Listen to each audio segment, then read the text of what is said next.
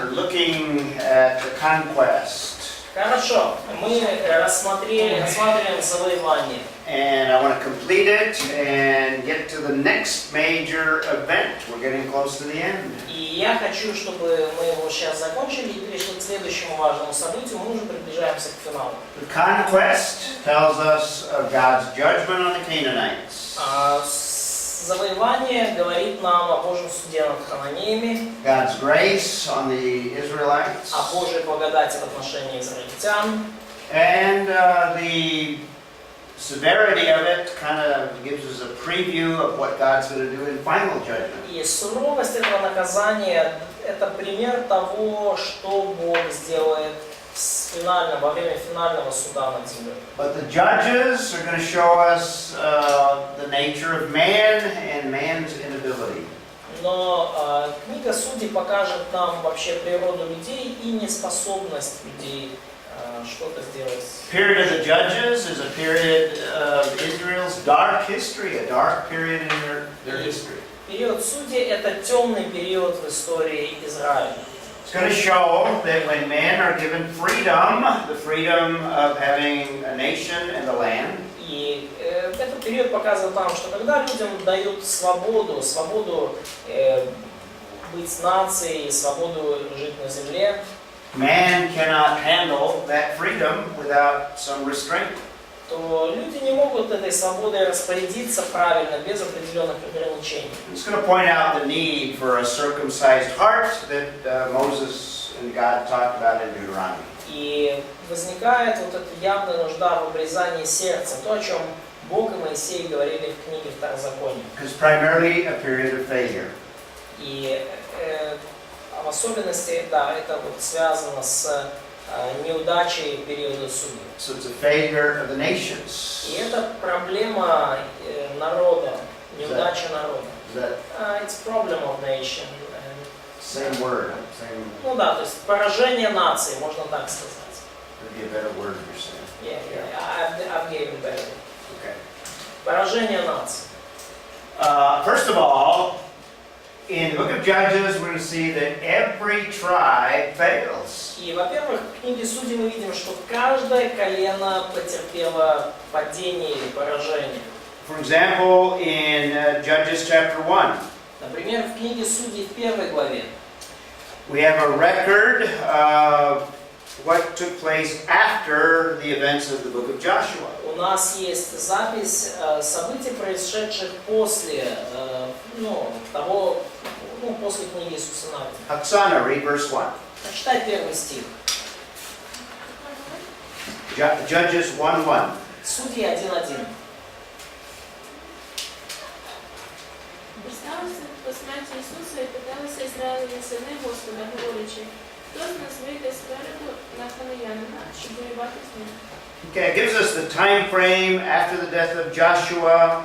И вот это нам указывает временные рамки, да, то есть после смерти Иисуса Навина. Galia, read verse 21. Notice tribe of Benjamin. Галя, прочитай, пожалуйста, стих 21. 21 главу.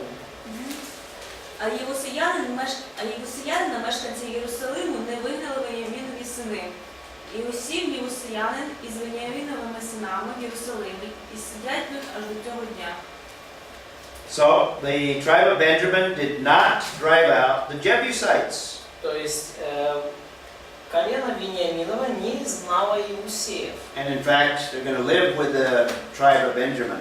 И по сути они сейчас живут в Иусее вместе с коленом And Вениамина. that's going to produce that corrupting effects of the Canaanites. И это произведет вот такое расслевающее воздействие хананейское на израильтян. Katya, read 27. И давайте прочитаем, Катя, 27 стих, пожалуйста. И Манасия не выгнали жителей Бефсана и зависящих от него городов, Фанааха и Okay, зависящих... that's far enough. Manasseh did not take possession, and it gives a list of the cities. То есть Манасия не выгнал, да, вот этих жителей и вот перечисленных городах. Similar 29, verse 29, Sergey. И похожая ситуация в стихе 29. И Ефрем не изгнал хананеев, живущих в Газере, и жили хананеи среди них в Газере. So again, Ephraim and Masha 30, Zebulun. Да, видно снова Ефрем, Маша, 30 стих. Прочитай про Завулона. И Завулон не изгнал жителей Петрона и жителей Наглова, и жили хананеи среди их и платили им дань. Notice they didn't drive them out, and the Canaanites lived among them. И, то есть, мы видим, что они их не выгнали, и хананеи жили среди них. And we have the same thing with Asher, we have the same thing with Naphtali. Та же ситуация с Асиром, с Нефалимом. We have the same thing with the tribe of Dan. Та же ситуация с Дановым коленом. So we could say every tribe failed. То есть можно сказать, что каждое колено провалилось, не сделали того, что надо. And what God does is He raises up the enemies that are around the tribes or the local enemies. И что Бог делает? Он поднимает на них вот местных врагов.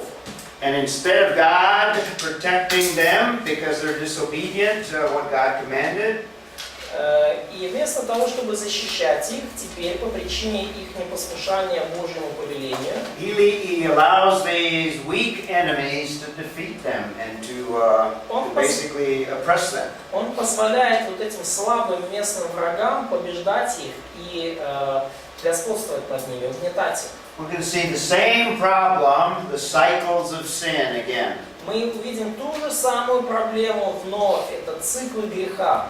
Turn to chapter 2 and notice the cycle of sin beginning in verse 11. Откройте, пожалуйста, 2 главу, и в начале 11 стиха мы увидим начало этого цикла греха. Vitaly, read 11 and 12. This is the evil of Israel.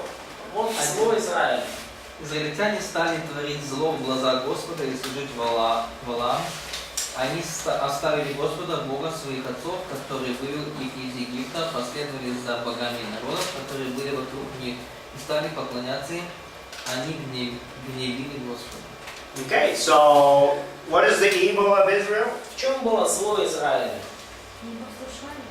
Disobedience, конкретнее. Yeah, specifically disobedience in general. So they serve Baal. Idolatry, yes. Идолопоклонство. Okay. Read 14 and 15. Прочитай, пожалуйста, Оксана. 14-15, Оксана. І запалив Господній гнів на Ізраїля, і він дав їх у руку грабіжників, і вони їх грабували. І він передав їх у руку навколишніх їхніх ворогів, і вони не могли вже стояти перед своїми ворогами. У всьому, де вони ходили, Господня рука була проти них на зло. Як говорив Господь, і язик присягнув їм Господь, і він дуже їх тиснув. Okay, so God delivers them to their enemies. То есть Бог их вывел, Бог не, God delivered them Yeah. from enemies.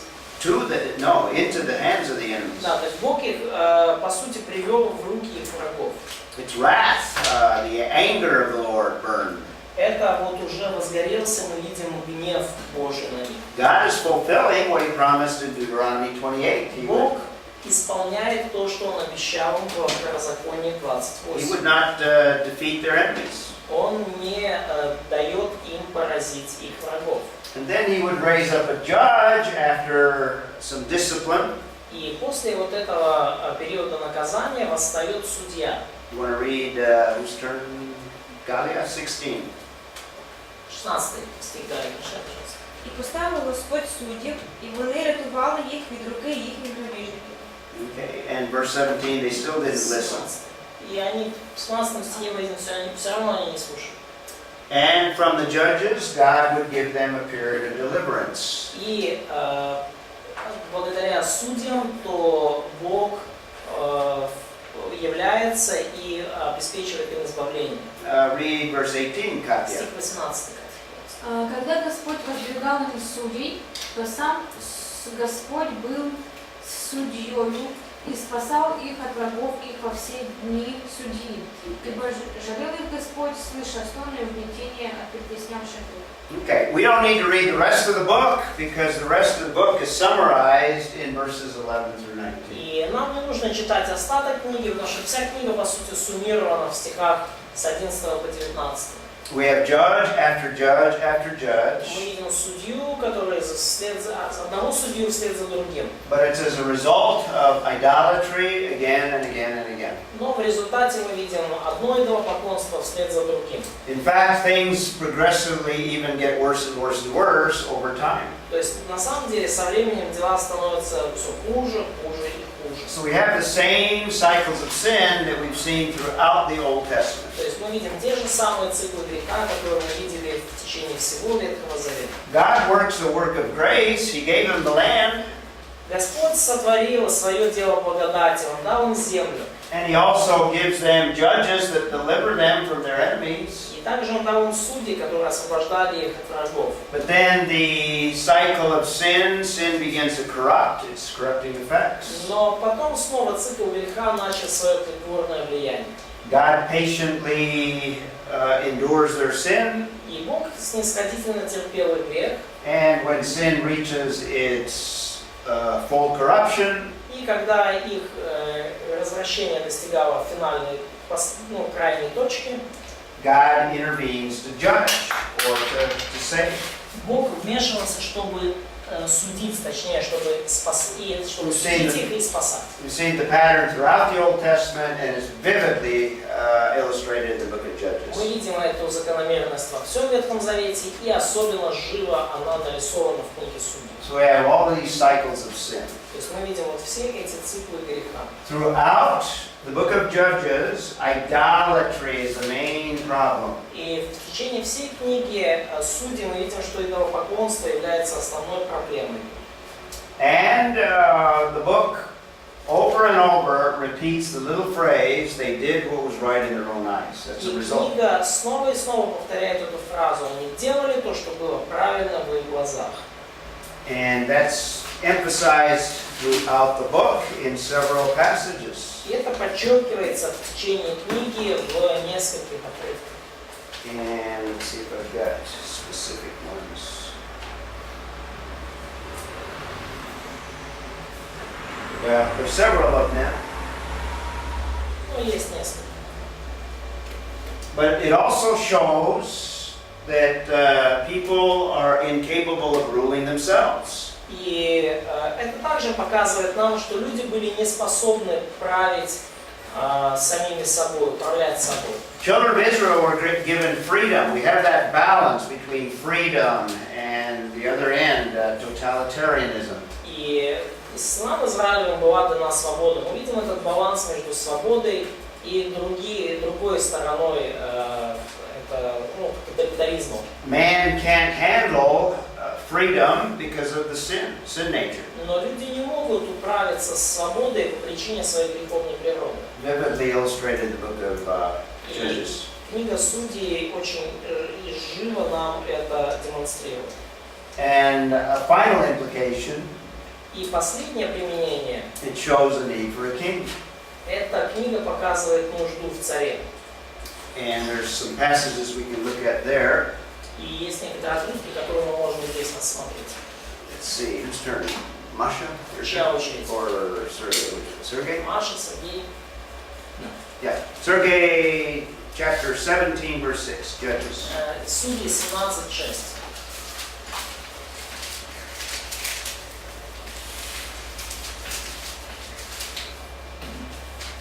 В те дни не было царя у Израиля, каждый делал то, что ему казалось справедливым. Okay, so men did what was right in their own eyes, and it also says there's no king in Israel. То есть, здесь сказано, да, опять же, что не было царя в Израиле, каждый делал то, что ему Now, I think нужно. the text is emphasizing a couple of things here. Я думаю, что этот текст здесь подчеркивает сразу несколько вещей. Remember, God wanted to be their king, Помните, что Бог хотел быть их царем, but they had rejected God. но они отвергли Бога. So there's no king because they have rejected the one God that could help them. Потому что они отвергли, нету царя, потому что они отвергли Бога, который хотел быть их But it царем. also prepares us for the next phase in Israel's history, Но это также готовит нас к следующей фазе в истории Израиля, where God will provide a king. когда Бог обеспечит им царя. So the book of Judges keeps reminding us that there was no king in that day.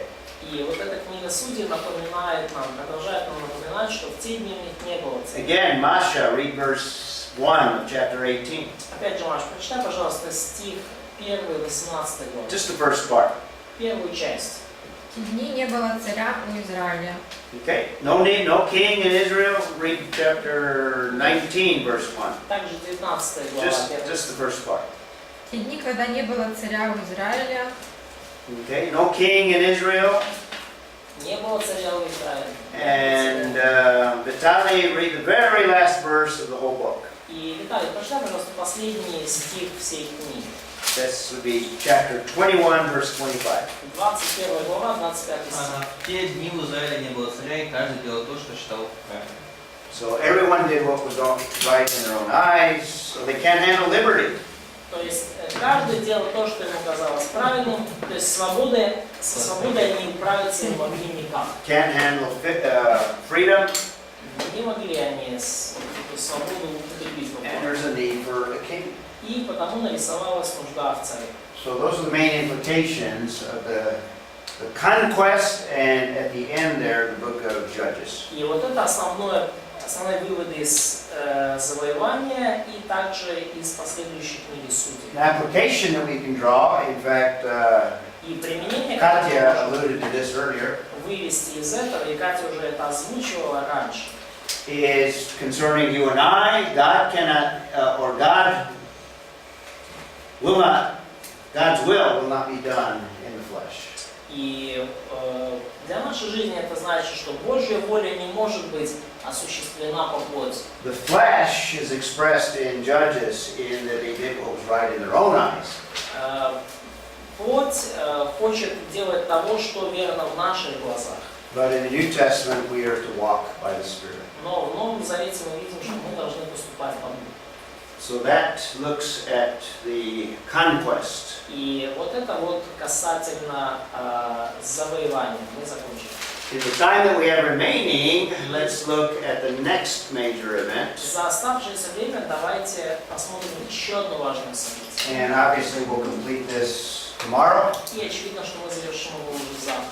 But let's get a start on it and see how far we can get. Ну давайте начнем и посмотрим, как далеко мы сможем зайти.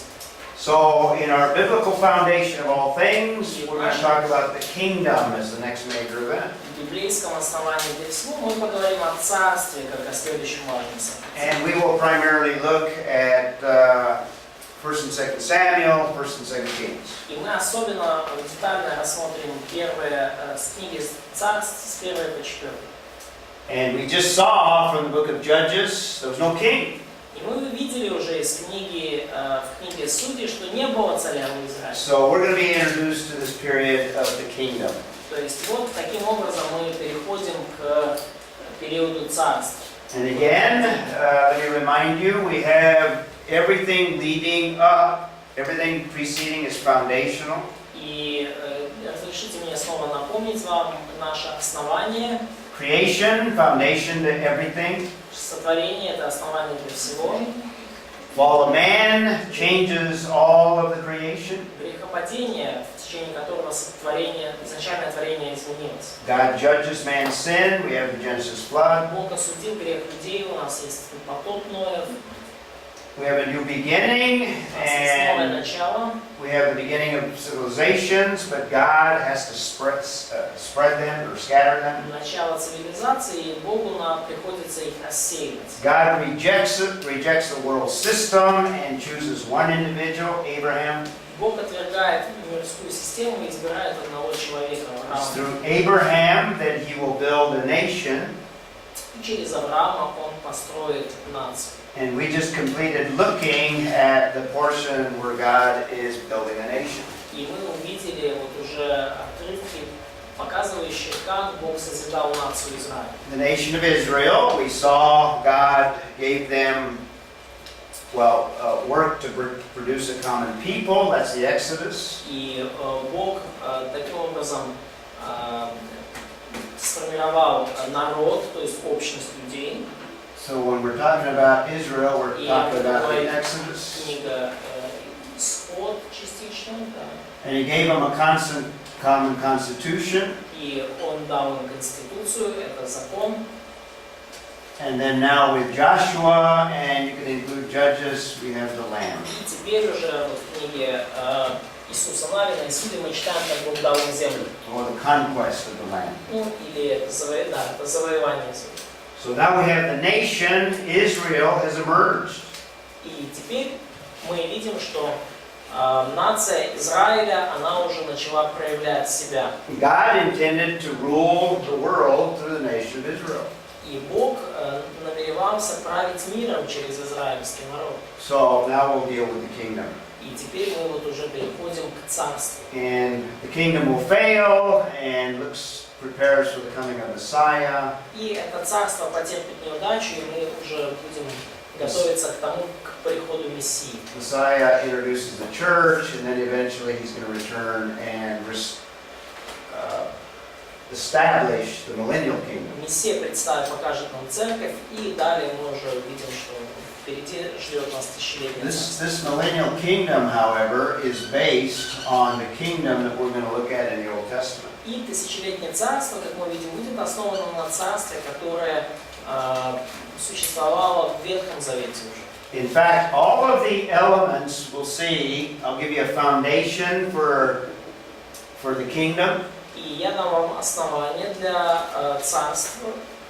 All of those elements will also be elements of the millennial kingdom. И все элементы того царства будут элементами также тысячелетнего царства. The underlying attribute of God is God's wisdom. We're going to see wisdom displayed. И атрибут Божий, который стоит вот за царством, это Божья мудрость. Мы видим, как она явлена. And we can describe the wisdom of God in that God knows how to use His infinite knowledge to the best possible end. И мы можем описать мудрость Божию такой фразой: Бог знает, как использовать свое бесконечное знание для наилучшего окончания. That's a quote from Robert Lightner. Это цитата из Роберта Лайтнера. A couple of passages that emphasize the wisdom of God. Несколько отрывков, которые подчеркивают мудрость Божию. Isaiah 28:29. Go ahead and read it. Исайя 28:29. И это происходит от Господа Саваофа. Дивны судьбы Его, велика премудрость Его. And in the kingdom, we're going to see a display of great wisdom of God. И в царстве мы видим, как великая мудрость Божия будет проявлена. And in fact, a revelation of wisdom. И также мы видим откровение этой мудрости. It's during the kingdom period that most of the wisdom literature is produced. В течение периода царств большая часть литературы мудрости была написана. 5 books of the Bible are classified as wisdom literature. И 5 книг Библии, они классифицируются именно как литература мудрости. Not all of it, but most of it was produced during the period of the kings. И не все они, но большая часть были написаны как раз таки в период царств. 5 books classified as wisdom, do you remember them? Но какие 5 книг классифицируются как книги мудрости? Экклезиаст, Ecclesiastes, Job, Преподает. Proverbs, что еще? Psalms. Psalms, И И песни. Song of Songs. Song of Solomon. Да, 5 песен. 5 books. 5 книг. Classified as wisdom literature. Именно они Comes out of the period of the kings, и все они появились в период царств. ultimately from God Himself. Ну и в первую очередь от Бога самого пришли. Romans 11:33 reflects something of the Old Testament. Римлянам 11:33 также, скажем так, отражает немножко вот то, что мы читали в Ветхом Завете, да. О бездна богатства и премудрости и ведения Божия, как непостижимы судьбы Его и неисследимы пути Его. Okay, so we're going to see how God wisely brings about the kingdom.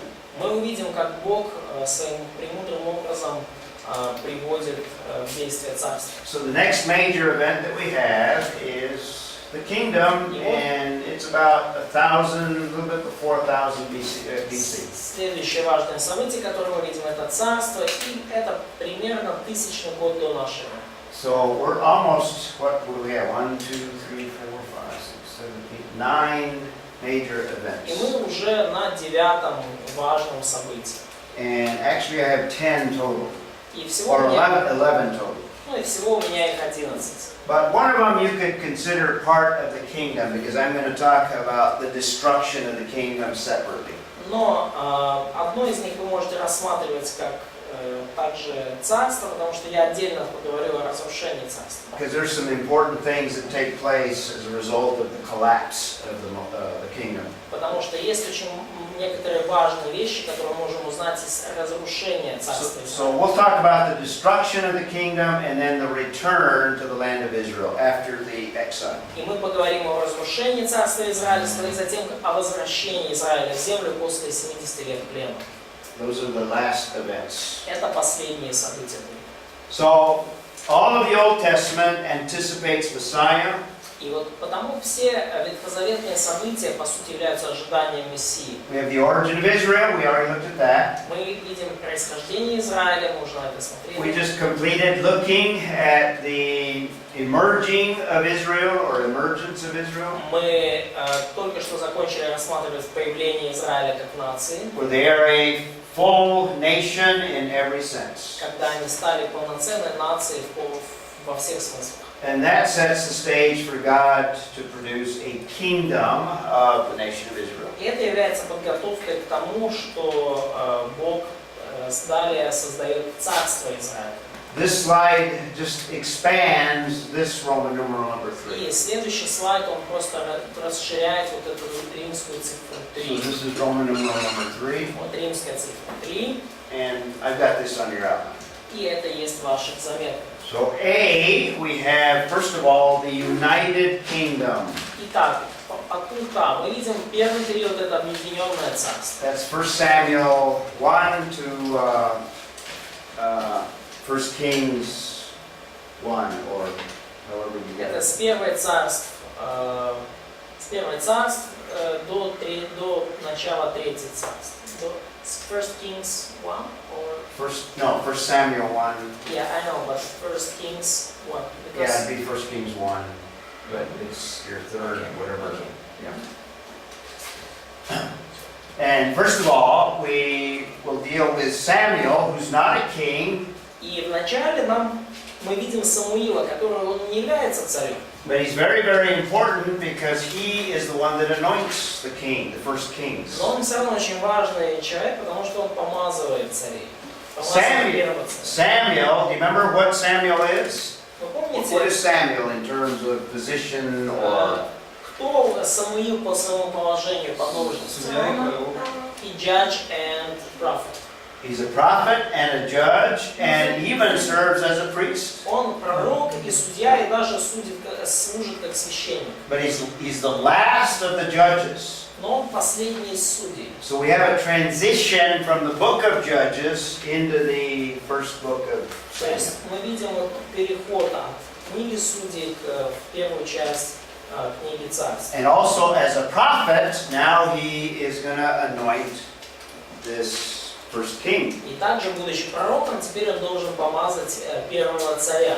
Using our other timeline that gives us these periods, we have the origin of Israel. И вот используя вот эту нашу другую временную диаграмму, которую мы видим тут Emergence происхождение of Израиля, Israel. возникновение Израиля как нации. And now we have the kingdom of И Israel. вот теперь у нас есть царство Израиля. And again, it represents this period of time. И опять же, вот это царство, оно указывает нам вот где-то в этом промежутке времени. So I'm calling it a major event, but it actually covers a period of time. И я называю это главным событием, но оно, по сути, оно покрывает определенный период времени. So Samuel, in 1 Samuel 7, 3 through 4, И вот в 1 Царств 7 главе 3-4 стихе. this is a very important passage. We probably need to look at it, and so let's read it. Это очень We left важный off отрывок, и нам нужно на него взглянуть.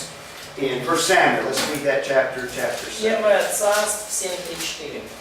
Now the early chapters basically give us the birth and the early life of Samuel, kind of the background.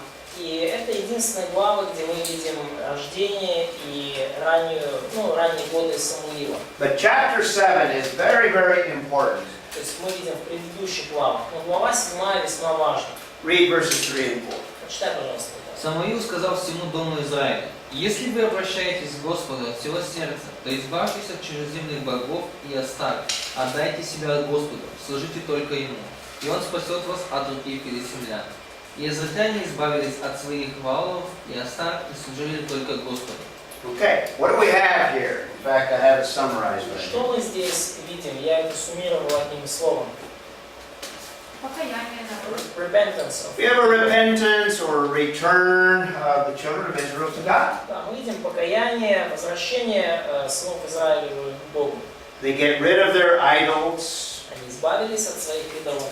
And we won't read these verses, but God is going to honor their obedience. И мы уже дальше не будем читать эти стихи, но мы видим, что Господь почтил их послушание. And He's going to give them victory. We see that in chapter 7, verses 7 through 8, and also verse 11. И Он дал им победу, и мы это читаем в стихах 7, 8, 7 главы, и также в 11 стихе.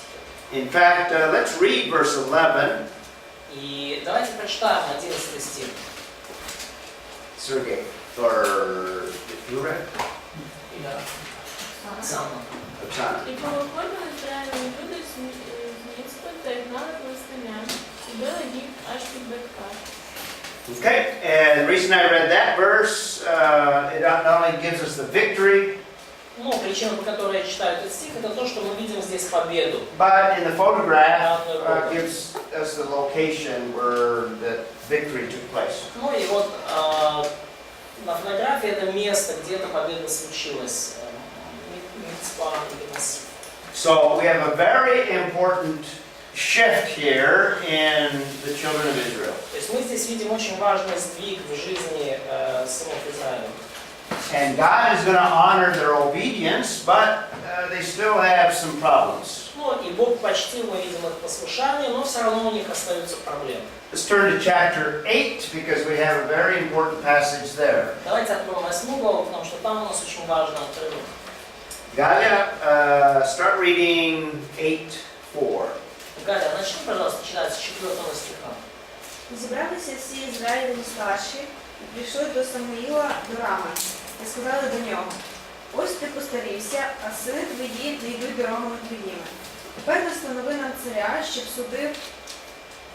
судив нас, як у всіх народів». Okay, 4 and 5. Did you Yes, get? yes, Okay. here it is. Stop at 5. 5. Да, достаточно пока. What do they request? What does the children Что of они Israel? попросили? King. We want a king. Remember when we had, there was no king in Israel? Помните, что мы читали, да? Не было царя в Израиле. But what's the problem with requesting the request that they made? Но в чем проблема с просьбой, которую они выдвинули? Вони відкидають те, що над ними Бог панує, і хочуть собі людину. They reject that the God is their king and they want man to rule. They want a king. The key phrase is they want a king like every other nation. Ключевая фраза здесь в том, что они хотят царя, как у прочих народов. They want a king that they can see, that they can serve. Они хотят царя, которого они могут увидеть, которому они могут служить. A king that has a presence, a king that will rule, just like the rest of the nations.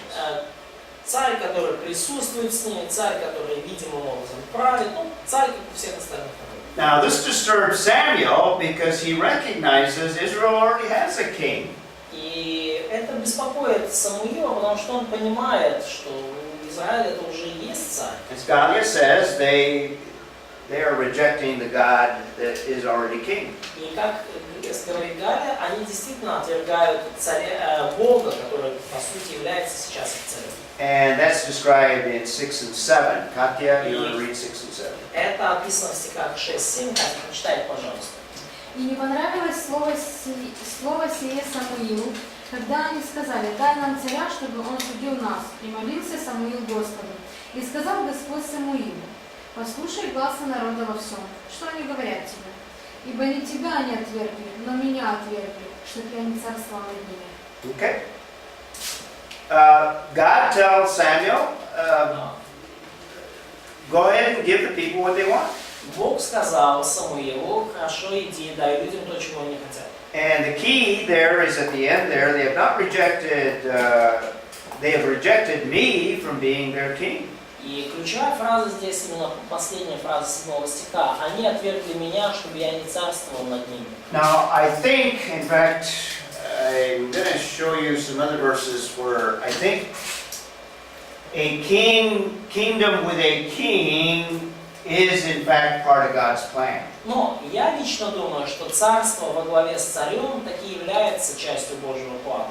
But what the children of Israel is, they want a king not according to what God desires, Но проблема с сынами Израилевыми в том, что они хотели царя не потому, что Бог этого хотел. they want a king like the rest of the nations. Они хотели царя, подобно всем другим народам.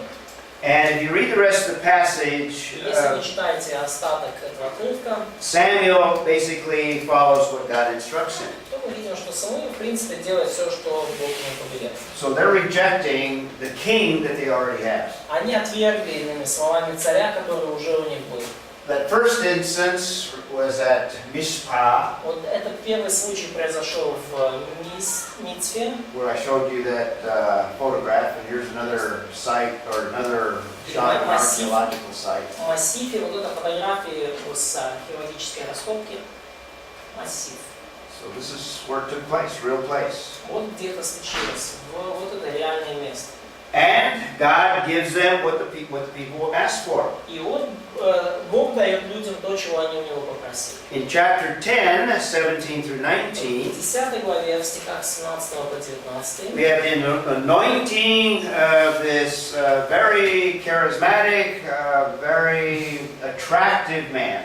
и мы видим вот помазание вот этого очень харизматичного, привлекательного человека. All of you women would have fallen in love with him. Все бы вы, девушки, в него сходу влюбились. You would be drooling over him. Drooling. Ну да, то есть как бы у вас бы голова закружилась. So he's anointed in chapter 10, 7 through, or 11, 17 through 19. То есть вот он помазан в 10 главе, 17-19 стих. Let's read that. Whose turn, Masha? Прочитайте. Or Sergey's turn? 17, 19. «И созвал Самуил народ Господу Мусифу и сказал сынам Израилевым». There's Mizpah again. Да, снова массив. Так говорит Господь Бог Израиля. «Я вывел Израиля из Египта, избавил вас от руки египтян и от руки всех царств, угнетавших вас. А вы теперь отвергли Бога вашего, который спасает вас от всех бедствий ваших и скорбей ваших. И сказали ему: царя поставь над нами. Итак, предстаньте теперь пред Господом по коленам вашим и по племенам вашим». Okay, so actually that passage deals with the disobedience again. И этот отрывок снова говорит нам о непослушании. And in fact, Saul will be anointed. И Саул будет помазан. Actually, at the beginning,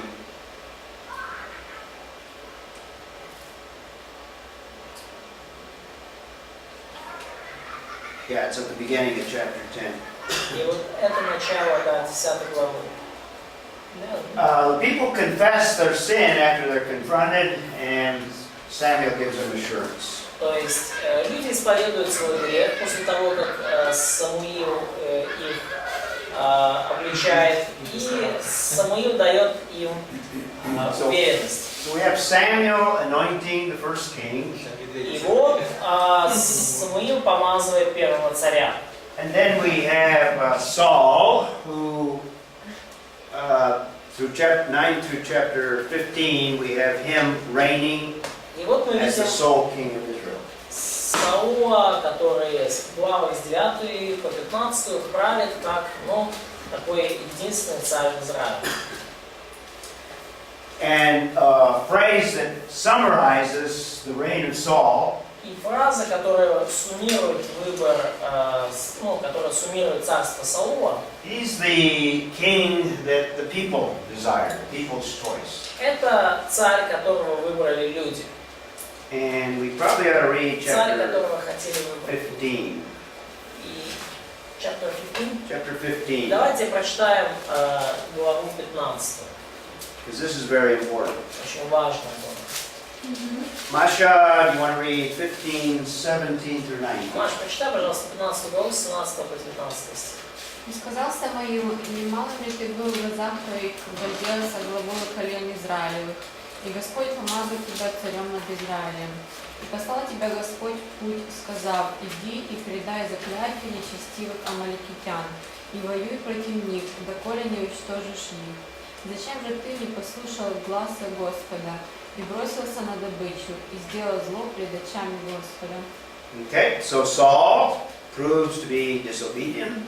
И Саул показал свое непослушание. Now, in the preceding passages, God promised that if Saul were obedient, he would honor him as king. И в предыдущих отрывках Господь пообещал Саулу, что если тот будет послушен ему, то Господь почтит и благословит его как царя. In fact, he would bless him.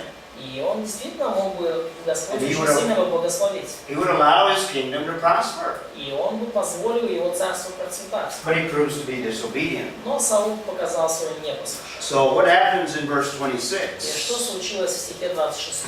Natalie, you want to read that one? Это 15, да? 15-26, да. Так, но Самуил сказал ему: я не вернусь с тобой, ты отверг слово Господа, и Господь отверг тебя как царя над Израилем. Okay, and that basically repeats the end of verse 23 again, so we have it 2 times in there. И это, по сути, повторение конца 23 стиха. То есть мы видим, два раза повторяется эта мысль. God has rejected Saul as being king. Бог отверг Саула от царства. So what we have in the book of Samuel, И что мы видим здесь, в первой книге Царств? first of all, let's deal with this issue that it's God's idea to have a kingdom and even a king. Во-первых, здесь нам показывается, что это Божья идея, царство и цари. But it's not God's will that they have a king that is like everybody else, all the other nations. Но совсем не является Божьим замыслом иметь царя, как у прочих народов. And there's several reasons why I believe that God intended that this kingdom have kings. И я думаю, что есть несколько причин, по которым Бог хочет, чтобы у этих царств были цари. Now these kings would all serve as God's representative, И все эти цари могут служить как посредники Бога. much like Moses or much like Joshua. Ну, как это делали в свое время Моисей и Иисус Навин. But I think God intended that they have a human king. Но и потому я думаю, что Бог намеревался изначально дать им земного царя. Let me give you a few reasons why. Ну и вот почему я так думаю.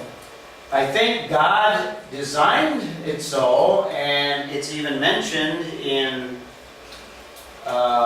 Genesis 17. И я думаю, что вот, такая идея была Божьим замыслом изначально, и мы видим это в Бытие 17 уже. Let's see, I'm not sure if that's the right verse. Is it 17? Yes, it's 17. Okay. Notice in Genesis 17:6. Обратите внимание, Бытие 17:6. Oksana, do you want to go back all the way to Genesis? Oksana. And in fact, why don't we get everybody, Galia, read Deuteronomy 17.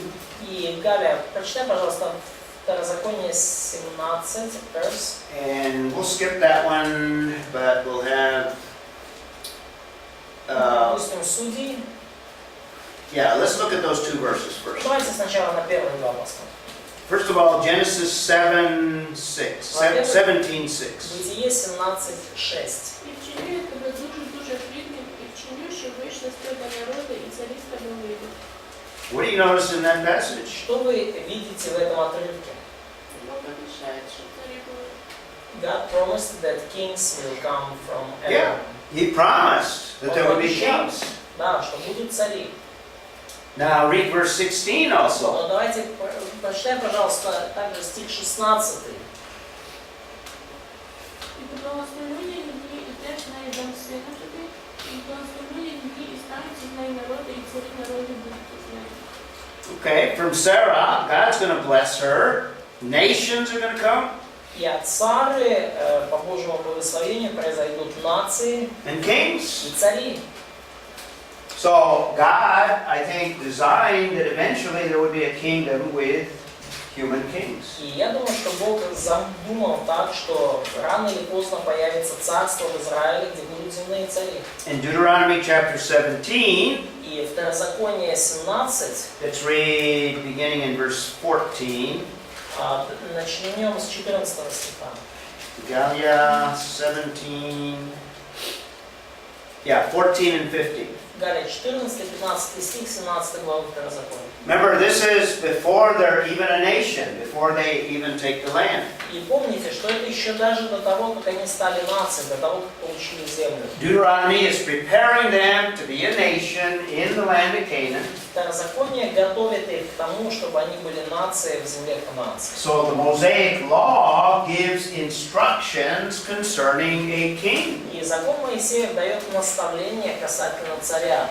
Why would God give instructions for a king unless he intended to install a king? И зачем Богу давать наставления касательно царя, если он не намеревался ставить им царя? So read 14 and 15. Прочитай, пожалуйста, 14-15 стих. And notice it's looking forward, looking into the future. И обрати внимание, то есть обратите внимание, что это здесь Бог как бы заглядывает в будущее. Коли ти війдеш до того краю, що Господь Бог віддає тобі, і посядеш його, і осядеш у ньому, ти скажеш, нехай я поставлю над собою царя, як усі народи, що в моїх околицях. Поставивши над собою царя, якого вибере Господь, Бог твій, конче посеред братів своїх поставиш над собою царя. Не зможеш поставити над собою чоловіка чужинця, що він не брат твій. And notice verse 14 predicts exactly what happens in 1 Samuel 8. И обратите внимание, что стих 14 предсказывает совершенно точно то, что произошло в первом царстве 7. But notice the distinction in verse 15. Но обратите внимание на отличие в 15 стихе. You shall surely set a king over you, but whom the Lord your God chooses. Вы, значит, то тогда поставь над собой царя, но именно того, которого изберет Бог. So it's not a king that the people desire, like Saul. То есть это поставить нужно было не того царя, которого люди хотели It's поставить. not a king that is like all of the other nations. Это не такого царя, как у других всех народов. But it's a king that God chooses, and the next one will be the one that God chooses. И того царя, который будет избран Богом. И следующий царь таки будет избран Богом. And what we have in Judges 17, И что мы видим в книге Судей, 17 главе? that's that passage that we read, that there's no king in Israel. So there's a need for a king. И это тот отрывок, который мы уже читали, что не было царя в Израиле. То есть это нужда в царе. And in 1 Samuel 8, we have instructions that restrict the kings of Israel. И в первом царстве 8 мы видим наставления, которые ограничивают царя израильского. And there's other verses, beginning in verse 10 through the rest of the chapter, that tell us what kings are going to do in Israel. И другие стихи, начиная с 10 касательно того, что цари должны были делать в Израиле. So the kings are God's idea. In fact, that's my conclusion. И цари являются Божьей идеей, Божьим замыслом. Это мое заключение. Now, some Bible teachers disagree with that viewpoint. Но некоторые проповедники Библии, они не согласны с такой So точкой we зрения. have Saul, И вот мы видим Саула. but now we have a shift where we have the introduction of David. Но теперь у нас происходит дальше сдвиг, и мы уже в повествовании появляется Давид, Beginning in chapter 16. начиная с 16 главы. And in chapter 16, we have the anointing of David. И в главе 16 мы видим помазание Давида. And where are we in the reading? Так, где мы уже? Katya? А что прочитать надо? Вот чуть-чуть. 16:1 and also 4. 16:1 и 4. Судей. Первое царство.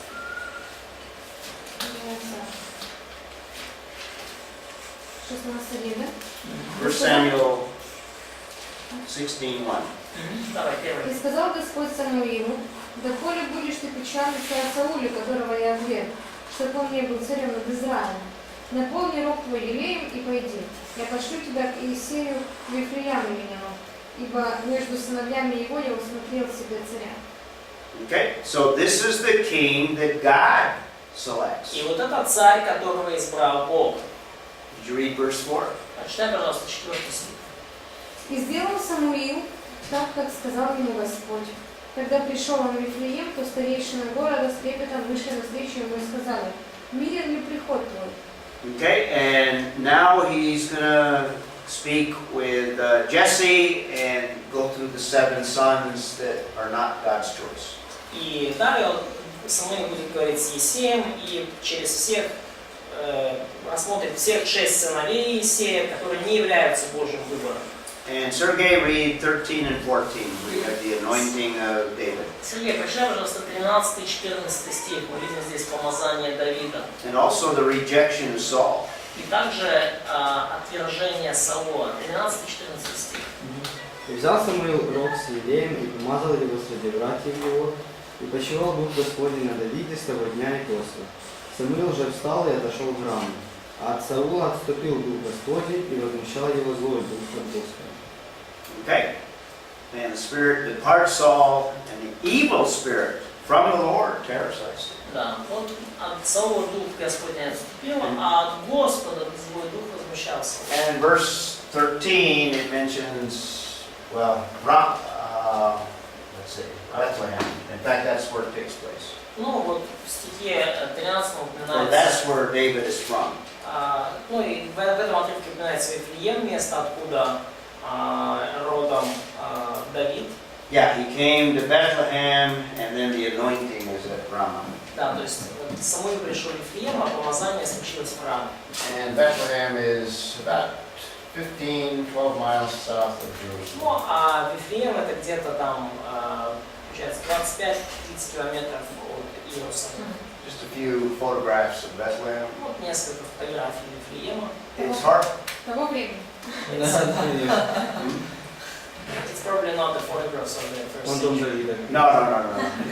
Not the first thing. I'm not that old. Я не настолько стар. Typical streets. It's in the West Bank under Arab control. Ну вот это типичная улица, это на восточном берегу под контролем арабов этой территории. It's a little harder to visit, but you can still make an arrangement to go to Bethlehem today. Немножко тяжело его посетить, но все равно можно так все устроить, чтобы попасть в Вифлеем.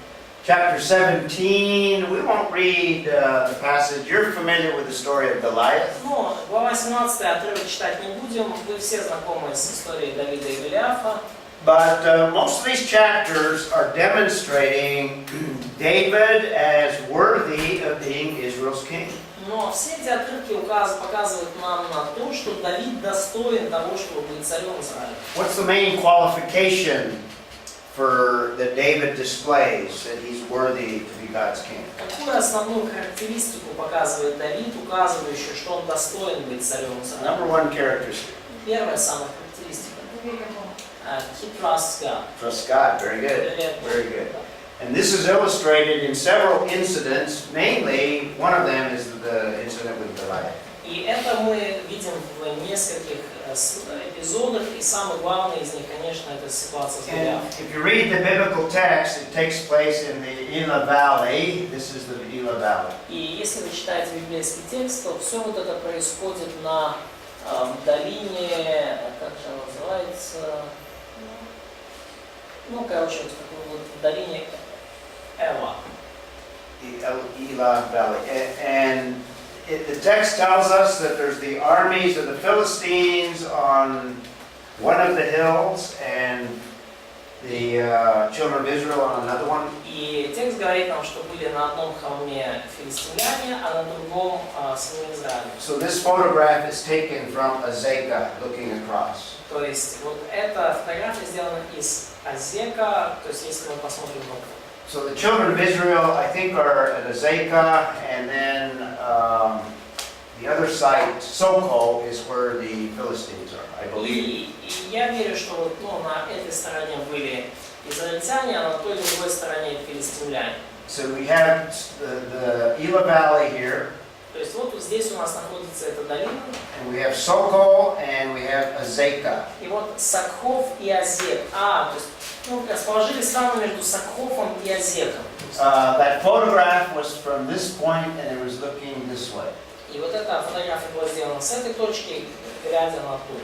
Okay. And I'm going to show you some other И photographs. я покажу вам еще кое-какие фотографии.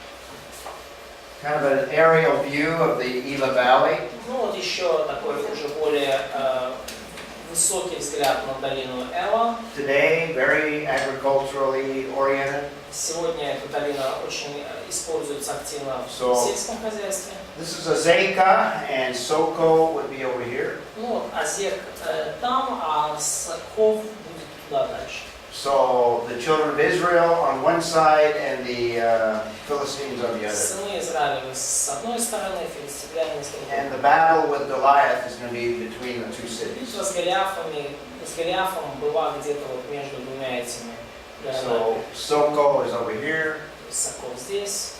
again looking east. Ну вот опять же глядя на восток. And the text mentions the brook that goes through that Elah Valley. И текст упоминает ручей, который шел через вот эту долину. Where David finds the stones that he uses. И там Давид нашел камни, которые использовал в сражении. And these students are looking for stones in the Elah Valley. И вот эти студенты, они ищут тоже камни возле этой долины. So another shot of the same place. То есть вот еще один снимок того же места. Yeah, it's probably a good place to stop, but Это, that наверное, whole хорошее story, место, чтобы остановиться. the story of Goliath shows that David is not only a warrior, Но вся эта история с Голиафом показывает, что Давид не просто воин, he's got great bravery, и он действительно, конечно, обладает очень огромной храбростью. he's committed to the nation of Israel, ready to give his life, И он посвящен израильскому народу, готов отдать жизнь за него. but mainly he's going to trust in God for the victory. Но самое главное, что в этом сражении он доверял Богу, что Бог And даст победу. God will describe David as a man after his own heart. И Бог описал Давида как мужа по его сердцу. So we'll talk about some other qualifications that qualify David when we return tomorrow. И мы поговорим о других качествах характера Давида, которые делали его достойным. Мы поговорим об этом завтра.